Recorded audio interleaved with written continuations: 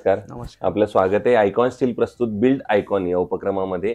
आज आमच्यासोबत engineer Pradeep Patil sir आहेत, जे गेल्या अनेक वर्षांपासून या फील्डमध्ये कार्यरत. अनेक रेसिडेन्शियल कमर्शियल प्रोजेक्टवर त्यांनी काम केलेलं आहे. आजवरच्या त्यांच्या प्रवासाबद्दल, त्यांच्या अनुभवाबद्दल आम्ही बोलणार आहे. तर बिल्ड आयकॉन हा उपक्रमच असा आहे जो आपल्यासाठी आयकॉन स्टीलने आणलेला आहे, ज्यामध्ये आपल्यासारख्या तज्ज्ञ किंवा अनुभवी व्यक्तींकडनं आम्हाला ऐकायचं आहे तुमचा आजवरचा अनुभव या क्षेत्रातला कसा आहे, आणि या फील्डमध्ये जी नवीन तरुण मुलं येणार आहेत तर त्यांना याच्यातनं काहीतरी मार्गदर्शक गोष्टी मिळाव्यात.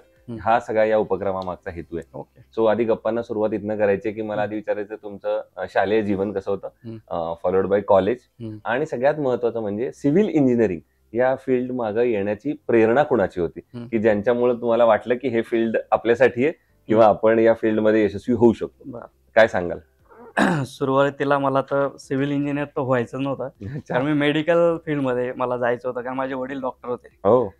पण मी ऍक्सिडेंटली या फील्डमध्ये आलो, कारण आमचे जे मामा होते ते कन्स्ट्रक्शन फील्डमध्ये होते. बरं. मेडिकलला सीईटीला कमी मार्क पडाले, त्याच्यामुळे ऑप्शन म्हणून इंजिनिअरिंगला फॉर्म भरलेलाच होता. बरं. इंजिनिअरिंगला नंबर लागला, मी डिप्लोमा केला, नंतर डिग्री केली. हा, या असा माझा प्रवास होता. पण तुम्ही नुसतं एका वाक्यात सांगितलं की मेडिकलच्या याला कमी मार्क पडले का तुम्ही पाडले की तुम्हाला पडले कमी मार्क, कारण मी माझा एफर्ट होते, माझा इंटरेस्ट होता मेडिकल साठी. अच्छा, इंटरेस्ट होता. बरं बरं बरं. म्हणजे ते मार्क मला माझ्या याच्यानुसार पडलेच नाही, मेरिटला मी आलोच नाही. Okay okay. पण मग सेकंड ऑप्शन म्हणून तुम्ही इंजिनिअरिंग ठेवलेलं, त्यातनं सिव्हिल इंजिनिअरिंग कसं काय निवडलं? मग परत एकदा एक सुरुवातीला माझी प्रेरणा माझे वडील होते, मेडिकलला जायचं की माझ्या वडिलांमुळे मला जायचं होतं. बरोबर. मग नंतर जर ते नाही झालं तर मी बी प्लॅन तयार करून ठेवलेला की मग ते नाही झालं तर मग काय, तर मग आमचे जे मामा होते आम्ही त्यांना बघून एक, कारण ज्या म्हणजे शून्यातनं आमचं जे फॅमिली बॅकग्राऊंड होतं एकदम, आम्ही गरिबीतनं म्हणजे स्ट्रगल करत होतो. बरोबर. मग आमचे जे मामा होते ते वेल सेटल, म्हणजे किंवा ते कन्स्ट्रक्शन मध्ये चांगलं काम करत होते, आणि कन्स्ट्रक्शन फील्ड मध्ये कसं होतं की एक नाव पण होतंय आणि एक पैसा पण मिळतोय. बरोबर. तर या अनुषंगाने मग ते नाही तर मग काय, मग मी बी प्लॅन तयार ठेवलेला होता. अच्छा. मग त्यांच्या प्रेरणेने मी सिव्हिल इंजिनियर झालो. अच्छा, क्या बात आहे. तो मग सिव्हिल इंजिनिअरिंग झाल्यानंतरचा प्रवास कसा होता? थेट तुम्ही सर्व्हिस काही केली? हा, मग मी जॉब एक्सपिरियन्स घेतला, पुण्यात होतो मी. अच्छा, पुण्यात होता. पुण्यात रोहन बिल्डर्सला सुरुवातीलाच माझं सिलेक्शन झालं. बरं. तिथे 4 ते 5 वर्ष मी पुण्यातच जॉब एक्सपिरियन्स घेतला. नंतर पिंपळनेरला मग तेच मामांनाच बघून किंवा ते कामं बघून मला वाटलं की आपल्याच गावात काम सुरू करावं, आणि त्यांच्या प्रेरणेने आणि एक लकीली मला काम मिळाले, आणि तिथून तो प्रवास सुरू झाला. क्या बात. सो आणि आता तो प्रवास मागच्या 10 वर्षापासून व्यवस्थित चालू आहे. Very good. सो आता सिव्हिल इंजिनिअरिंगच्या रिलेटेड प्रश्नांकडे त्यातला पहिला प्रश्न असा आहे की तुम्ही आता सांगितलं फील्ड क्रिएटिव्ह आहे खूप, त्याच्यामध्ये नवीन नवीन करण्याला खूप स्कोप आहे. पण त्याचबरोबर आता टेक्नॉलॉजीची पण मदत खूप चांगली या फील्डला होते. अनेक तंत्रज्ञान बदलतंय. मग ते नवीन नवीन सॉफ्टवेअर असोत किंवा नवीन नवीन काय म्हणतो आपण त्यातले मेकॅनिक्स असो, तर या सगळ्याचा वापर टेक्नॉलॉजीचा कसा होतो या फील्डमध्ये, काय सांगाल? खूप उपयोगी होतोय, कारण की आधी कसं होतं, मॅन पॉवर म्हणजे माणसांवर सगळं डिपेंड होतं. बरोबर. टेक्नॉलॉजीमुळे काय झालं, काम फास्ट व्हायला लागलं, ऍक्युरेसी मिळायला लागली, आणि जलद गतीने पुढचे काम सरकायला लागले. बरोबर. निश्चित तुम्हाला टेक्नॉलॉजीचा खूप चांगला वापर होतो. बरोबर आहे. इंजिनिअरिंग केल्यानंतर तुम्ही म्हटलं तसं पुण्यामध्ये पण तुम्ही काम केलं आणि आता तुम्ही इथं काम करताय, तर त्याच्यात एक तुम्हाला आणखीन एक फरक असा जाणवला असेल की बऱ्याचदा इथं ते सगळं वापरावं लागत नाही, नॉलेज जे पूर्वी वापरायला लागायचं. तर मग आता पुन्हा असं कधी वाटलं का की आता कुठला तरी कोर्स नवीन केला पाहिजे, किंवा टेक्नॉलॉजी बदलली आहे, किंवा आता हे नवीन येते तर हे शिकायला पाहिजे? वाटलं ना. जसं डिझाईन फील्डमध्ये 3D मॅक्स आहे, नवीन कोर्स करून म्हणजे थोडंसं प्रेझेंटेशन साठी त्याच्यासाठी आपल्याला अजून क्लायंटला कन्व्हिन्स करता येईल म्हणून जेवढं क्लिअर म्हणजे डिझाईन मध्ये, ग्राफिक्स मध्ये काय करता येईल ते माझी इच्छा आहे. बरोबर बरोबर. दुसरं, या फील्डमध्ये प्लॅन सगळ्यात आधी महत्वाचा असतो. ज्या प्लॅनवर आपण काम करतो किंवा ज्या प्लॅनवर अख्खं कन्स्ट्रक्शन पुढे उभारणार आहे, तर प्लॅन या स्टेजचं काय महत्व सांगाल तुम्ही कन्स्ट्रक्शन मधलं? प्लॅन तर हा आरसा असतो सर. एखादं घर बांधताना क्लायंट जेव्हा आपल्याला त्याच्या कन्सेप्ट सांगत असतो, त्याच्या गरजा सांगत असतो, आपण ते त्यांच्या मूर्त स्वरूपात एक मांडण्याचा प्रयत्न करतो. तो प्लॅन आपण जेव्हा त्यांना देतो, म्हणजे त्यांच्या कन्सेप्ट आणि टेक्निकली आपण जे बनवलेलं असतं, म्हणजे तोच प्लॅन आपण जेव्हा त्यांना सांगतो, मग तो प्लॅन पुढे आपण म्हणजे त्यांना समजण्यासाठी किंवा घर बांधण्यासाठी उपयोगात येतो. प्लॅनचं ते महत्व आहे. बरोबर.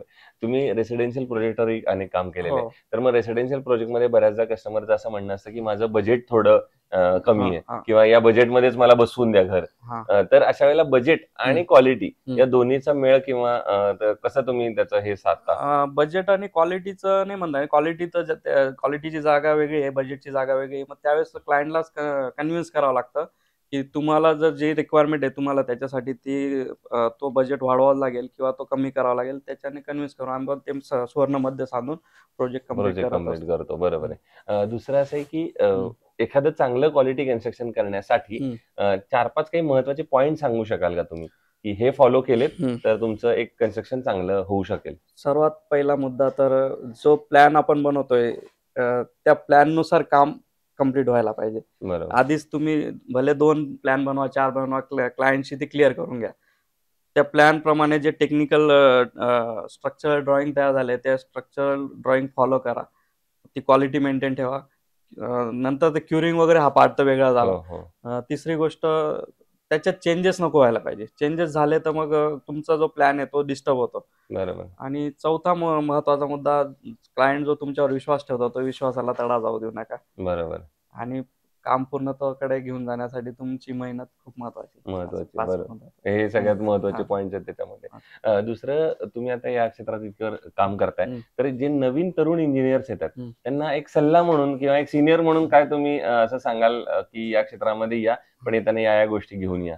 नवीन पिढीसाठी एकच म्हणणं आहे की आधी जॉब एक्सपिरियन्स खूप महत्वाचा आहे. या फील्डमध्ये येण्यासाठी तुम्हाला एक्सपिरियन्स घेऊनच यावं लागेल. एक्सपिरियन्स नसेल तर तुमचं जी प्रॅक्टिस आहे ती चुकीची होऊ शकते किंवा तुमचं नाव खराब होऊ शकतं. पुढे लॉंग टर्म साठी तुम्हाला ते थोडं प्रॉब्लेमॅटिक होऊ शकतं. बरोबर आहे. त्यामुळे या एक्सपिरियन्स घेऊनच या. बरोबर. कुठल्याही एखाद्या देश उभारणीमध्ये इंजिनियर फार महत्वाची भूमिका बजावत असतात, कारण इन्फ्रास्ट्रक्चर डेव्हलपमेंटमध्ये इंजिनियरचा फार मोठा रोल असतो. तसाच एखाद्या तालुक्याच्या किंवा शहराच्या पायाभूत सुविधांच्या विकासामध्ये इंजिनियर कशा प्रकारची भूमिका बजावू शकतात असं तुम्हाला वाटतं? इंजिनियर खूप महत्वाची भूमिका बजावू शकतात सर. जसं गव्हर्नमेंटचे जे नॉर्म्स आहेत त्यानुसार डीपी प्लॅन तयार होतो. ते डीपी प्लॅन फॉलो करण्याचं काम इंजिनियरचं आहे. आणि ते तुम्ही एक माध्यम असतात क्लायंट पर्यंत किंवा जे काम करणारे लोक असतात त्यांना तुम्ही ते सांगू शकतात गव्हर्नमेंटच्या नियमानुसार कसं काम करायचंय. मग त्याच्याने नगर रचना जी आहे ती सुटसुटीत व्यवस्थित नियमानुसार बनेल. बरोबर. तो आपण एक रोल निभवू शकतो. दुसरं, आजवर तुम्ही एवढ्या प्रोजेक्टवर काम केल्यानंतर असा एखादा आयकॉनिक प्रोजेक्ट सांगायचं झालं तुमच्या स्वतःसाठी की ज्याच्यात काम करताना तुम्हाला आनंद पण मिळाला, समाधान पण वाटलं, अभिमान पण वाटला, काहीतरी वेगळं केल्याचा एक वेगळा ऑनगोईंग का मग ऑनगोईंग सांगाल की आता जो भविष्यात येतोय तो पण सांगितलं तरी चालेल? माझ्यासाठी तर आता जो चालू आहे रिसॉर्टचा प्रोजेक्ट आहे माझ्यासाठी खूप म्हणजे स्वप्नवत आहे. वाह, क्या बात आहे. काय खासियत आहे त्या रिसॉर्ट? सगळं आहे त्याच्यात की तुम्ही जे मोठ्या शहरांमध्ये रिसॉर्ट असतात ना, बँक्वेट हॉल आहे, गार्डन आहे, स्विमिंग पूल आहे, सूट्स आहेत, म्हणजे जे पिंपळनेर परिसरामध्ये म्हणजे साक्री तालुक्यात नसेल असा प्रोजेक्ट बनवतोय आम्ही. अच्छा. ते निश्चित अभिमानाची गोष्ट आहे. क्या बात आहे. तुमच्या हातनं बनतोय हे वेगळं आणि एवढा डायव्हर्सिटी त्याच्यात एक्सपिरियन्स सगळे होल अँड सोल मी एक्झिक्युशन मिस करतोय. क्या बात आहे, क्या बात. हा झाला आयकॉनिक प्रोजेक्ट. आणि दुसरा आहे की बऱ्याचदा काम करताना कधी कधी अडचण पण येते. जसं तुम्ही आता सांगितलं या फील्डमध्ये येताना अनुभव घेऊन या, तर तुम्ही अनुभव घेऊन आलात स्वतः, तुम्ही काम करायला सुरुवात केली, पण जेव्हा सुरुवातीला कुठेतरी अडकायला होतं, मध्ये सुचत नाही आता पुढे काय करावं, असा एखादा प्रसंग केव्हा आठवतो? सुरुवातीलाच झाला होता. बरं. जसं मी एकदम प्लेन माइंडने काम करत होतो, पण मध्येच एखाद्या क्लायंटने ते चेंज करायला लावलं तर तिथं मला थोडंसं अवघडल्यासारखं झालं. बरं. मग त्याच्यात थोडेसे क्लॅशेस झाले, कारण मला तो गैरसमज झाला की अचानक काय चेंज करता येतो. तर ते मला ते फ्लेक्झिबल त्यावेळेस मी नव्हतो. बरोबर. ते थोडा सुरुवातीला ते प्रॉब्लेम आले. अच्छा. पण नंतर तुम्हाला नंतर मग कळायला लागलं की क्लायंटच्या रिक्वायरमेंट नुसार आपल्याला पण चेंज व्हावं लागतं. बरोबर आहे. थोडंसं टेक्निकली पॉसिबल असेल तर चेंज करा, नाही तर समजून सांगा. अच्छा. पण क्लायंट जेव्हा प्लॅन मध्ये चेंज करतो तेव्हा तुम्हाला काय वाटतं, ती थोडीशी सुधारणा इंजिनियर कडनं अपेक्षित असते सुरुवातीला प्लॅन देताना, का क्लायंटच्या काहीतरी नंतर अपेक्षा बदलतात? नंतर अपेक्षा बदलतात, पण कधी कधी कसं असतं, जर चेंजेस योग्य असतील किंवा बसणारे असतील तर ते केलं तर इंजिनियरचं पण नाव निघणार असतं. बरोबर. तर ते दोघांचं जर होत असेल त्याच्यात तर करायला काय अडचण नाही, नसेल तर क्लिअरली त्यांना टेक्निकली बाजू सांगून नकार द्यायचा, बाहेर पडलं पाहिजे. बरोबर आहे. दुसरं कुठल्याही कन्स्ट्रक्शन मध्ये सिमेंट आणि स्टील हे दोन महत्वाचे मुद्दे असतात किंवा भाग असतात. तर स्टील निवडताना तुम्ही काय काळजी घेता किंवा काय पॅरामीटर्स चेक करता स्टीलचे की हे स्टील चांगलं आहे, हे आपण वापरलं पाहिजे? स्टीलचे पॅरामीटर्स तर टेक्निकली जे आहे, जे गव्हर्नमेंट नॉर्म्स नुसार जे दिलेले ते तर असतातच. पण जेव्हा एखादं स्टील बाजारात येतं, ते नवीन टेक्नॉलॉजी घेऊन येतात, तर ती नवीन टेक्नॉलॉजी ऍक्सेप्ट करणं हे माझ्यासाठी महत्वाचं असतं. मला ते महत्वाचं वाटतं. त्यामुळे म्हणून आपण नवीन जी टेक्नॉलॉजी असेल ती स्टीलची, जसं आता आपले आयकॉन स्टील बद्दल बोलू. हो अगदी, तो पुढचा प्रश्न तोच होता. आयकॉन स्टील तुम्ही कुठल्या प्रोजेक्टवर वापरलाय का आणि तुमचा अनुभव कसा आहे आयकॉन स्टील? आयकॉन स्टीलचं कसं आहे, ते नवीन टेक्नॉलॉजी घेऊन आले. कसं जसे ते कुठलं बारचं कुठलं डिझाईन पॅटर्न जे होतं त्याच्यावर जे त्याच्याने जे रिप बसते ते कुठल्याच आजपर्यंत मी बघितलेलं नव्हतं. म्हणून मला ते वाटलं की योग्य असं. अच्छा, आयकॉन स्टील आम्ही सुरुवातीला माझ्या घराला मी सुरुवात सगळ्यात जास्त स्वतःचं घर मी आयकॉन स्टील मध्ये बांधलं. तेव्हा तर आयकॉन स्टील ब्रँडिंग पण नव्हतं. बरोबर. हे झालं त्यांच्या प्रॉडक्ट बद्दल. त्यांच्या सर्व्हिसेस बद्दल काही सांगू शकाल? सर्व्हिस तर कसं, डीलर मेन तर डीलर असतो. डीलरने सर्व्हिस दिली म्हणजे बाकी कंपनीचं ते माहित नाही, पण डीलर आम्हाला सर्व्हिस देतात.